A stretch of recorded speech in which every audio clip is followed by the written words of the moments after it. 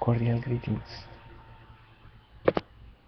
A phoneme of a language or dialect is an abstraction of a speech sound or of a group of different sounds which are all perceived to have the same function by speakers of that language or dialect. For example, the English word through consists of three phonemes: the initial th sound, the r sound, and an double o vowel sound.